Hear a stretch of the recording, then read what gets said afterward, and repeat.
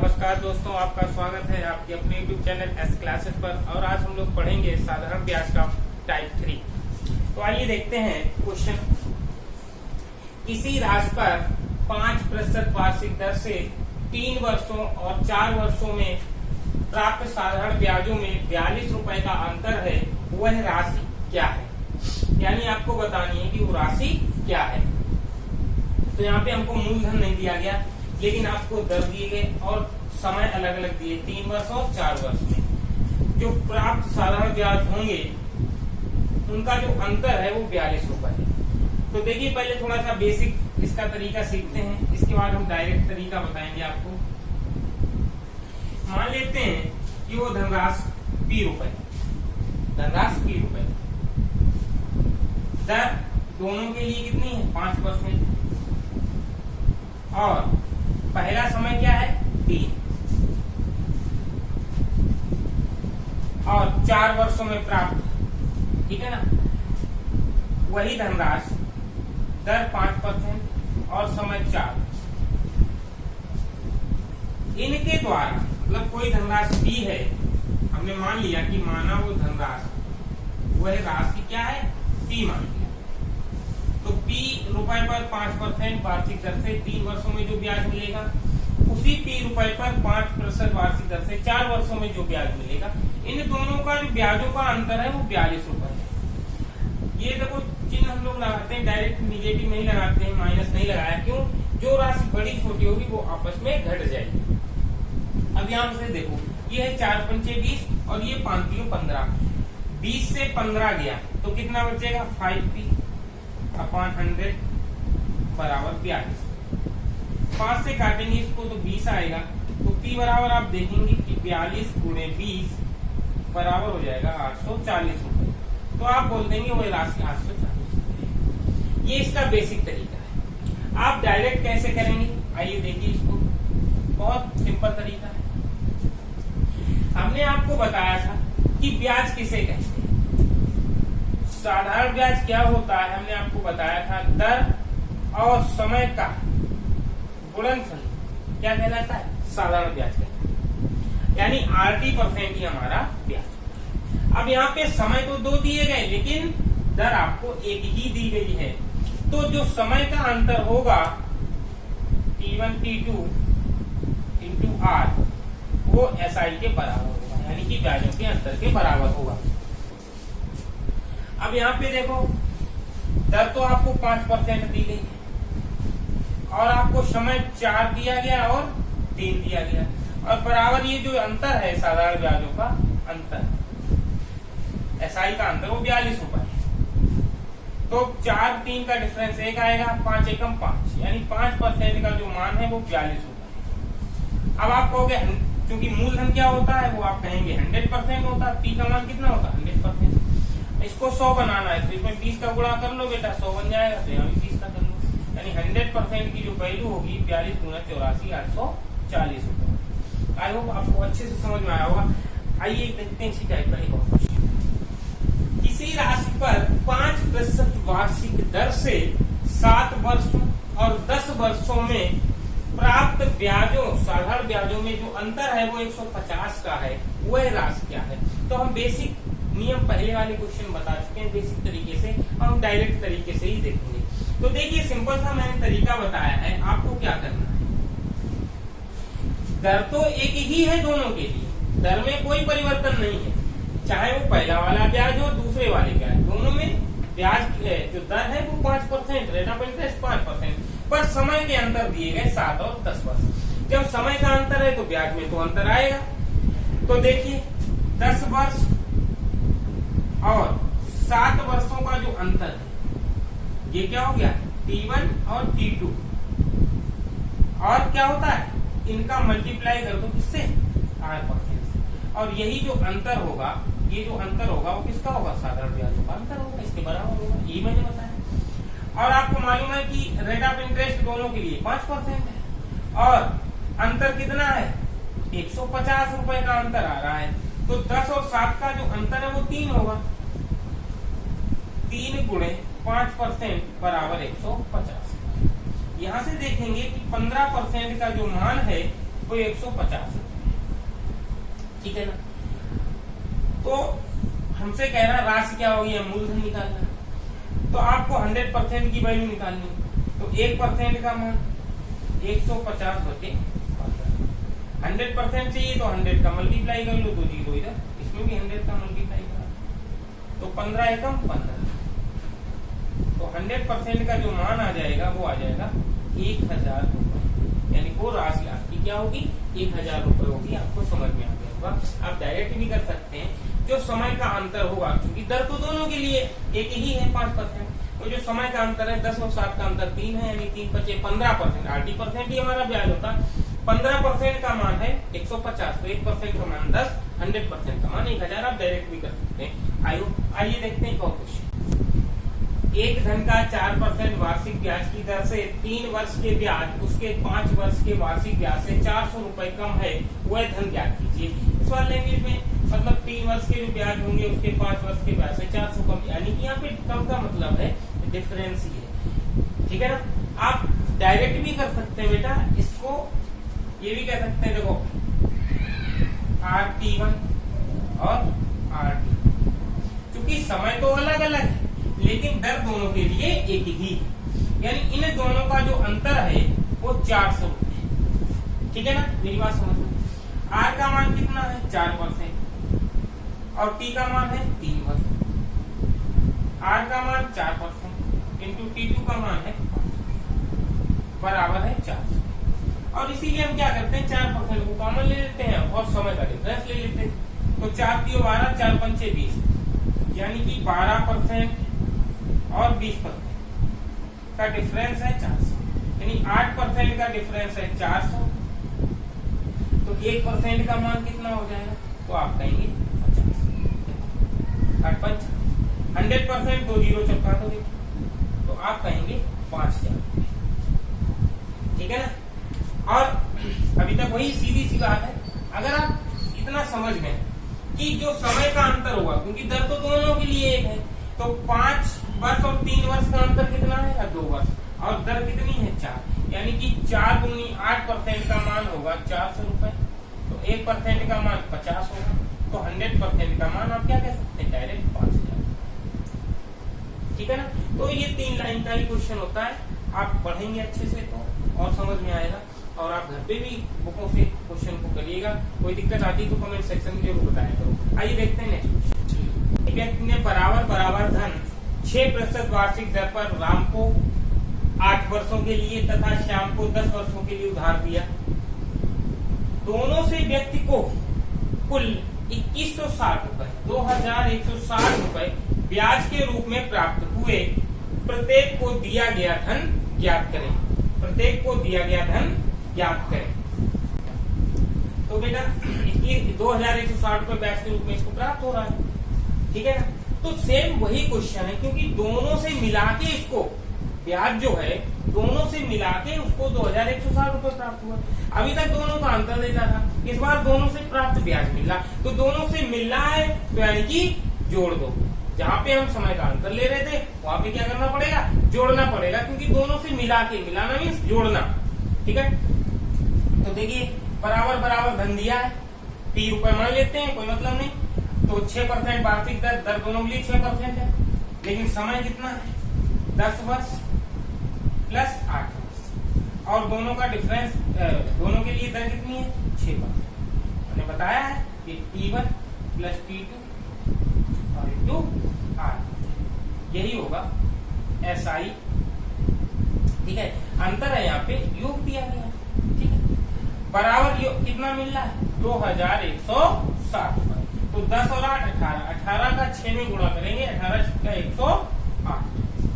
108% का जो मान है वो 2160 रुपए। यहाँ पे 108 मिश्रधन नहीं है, आप मिश्रधन नहीं कह सकते, क्योंकि दोनों से ऑलरेडी उसने बोल दिया कि ब्याज मिल रहा है, ठीक है। पहले वाले से 10.60, दूसरे वाले से 48, दोनों का योग 108%। हमें 100% की वैल्यू चाहिए, तो 108 का दोगुना करेंगे, यानी 1% का जो मान है वो 20 है। तो 2 जीरो बढ़ा दो, क्योंकि 100% का चाहिए, यानी कि प्रत्येक को उसने 2-2000 रुपए दिए। आई होप आपको क्वेश्चन समझ में आया होगा। एक और देखते हैं। किसी धन के 6% वार्षिक दर से 3 वर्ष के ब्याज और 6 वर्ष के ब्याज का जो योग है वो 270। यहाँ पे योग बोल दिया, दोनों से मिलाकर बोले तब भी आपको योग समझना। हाँ, कम है, अंतर है, तो वहां पे तो आपको अंतर ही निकालना होगा दोनों स्थिति में। ठीक है, तो देखिए यहाँ पे योग की बात कर रहा है, तो सिंपल सी बात है, हमने बताया था साधारण ब्याज जो भी होगा SI बराबर होता है हमेशा RT%, दर और समय का गुणनफल ही ब्याज कहलाता है। तो बस इतनी चीज को समझिएगा, पूरा जो साधारण ब्याज है इसी टॉपिक पे, इसी एक लॉजिक पे डिपेंड है पूरा का पूरा साधारण ब्याज। तो देखिए कह रहा है कि 6% वार्षिक दर से, दोनों के लिए दर 6% है, समय 3 वर्ष है और 6 वर्ष है। तो हमने बताया कि 3 वर्ष प्लस 6 वर्ष, योग है तो योग कर दिया, और दर है आपकी 6%। इस प्रकार से टोटल जो उसको ब्याज मिल रहा है वो 270 रुपए मिल रहा है। ठीक है, 6 3 9 9 छक्के 54, यानी 54% का मान है 270। आपको मालूम है 27 से काट सकते हैं, 27 से कम 27, 27 दूनी 24, यानी 2% का मान 10 है, हमें निकालना है 100%। तो 2 को 100 करने के लिए 50 से गुणा करेंगे, 50 से इधर भी कर लीजिएगा, यानी 100% की जो वैल्यू होगी वो कितनी होगी 500। आई होप आपको अच्छे समझ में आ गया होगा। आइए देखते हैं नेक्स्ट क्वेश्चन। ब्याज की दर, ब्याज की दर प्रति वर्ष 8 सही 1/3% से 9 सही 3/8% बढ़ती है, तो एक व्यक्ति की ब्याज से जो वार्षिक आय है वो 500 रुपए बढ़ती है, तो वह धनराशि क्या है। आप एक बात समझिएगा कि मान लेते मेरे पास 100 रुपए है, ठीक है, मूलधन कितना है 100 रुपए। अगर इस पर 5%, एक वर्ष में मुझे 5% ब्याज मिलता है, तो 100 का 5% कितना कहलाएगा 5 रुपए। लेकिन अगर कहें कि ब्याज जो दर है वो बढ़ गई, अब हो गई 6%, तो यहाँ से 100 का 6% 6 रुपए हो। तो आप ये बताइए, पहले ब्याज 5 मिल रहा था एक वर्ष में, अब एक वर्ष में 6 मिल रहा है, तो 5 से 6 कितना ज्यादा 1 रुपए बढ़ा। 1 रुपए क्यों बढ़ा? क्योंकि जो ब्याज की दर थी, रेट ऑफ इंटरेस्ट था, वो 5% से 6% बढ़ा। यानी ब्याज की दर बढ़ेगी तो इनकम भी हमारी बढ़ेगी, किसकी, ब्याज के रूप में जो भी इनकम हमको हो रही थी वो बढ़ेगी।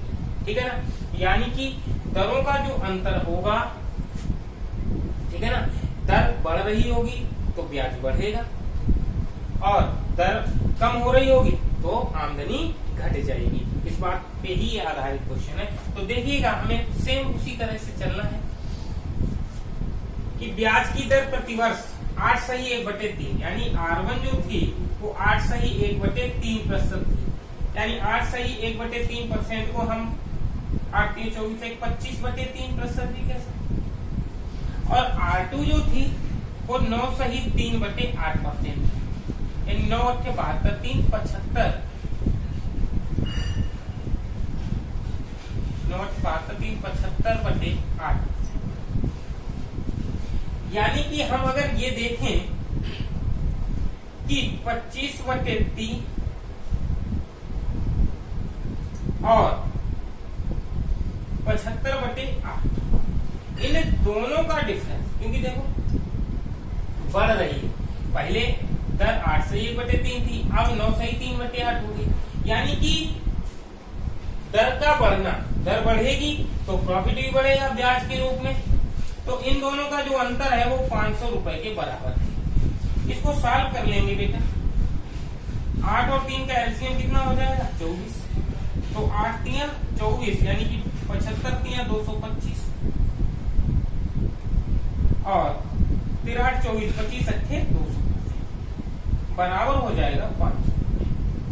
यहाँ से 225 से 200 का डिफरेंस लेंगे तो यहाँ पे आ जाएगा कितना 25/24%, और ये है कितना 500।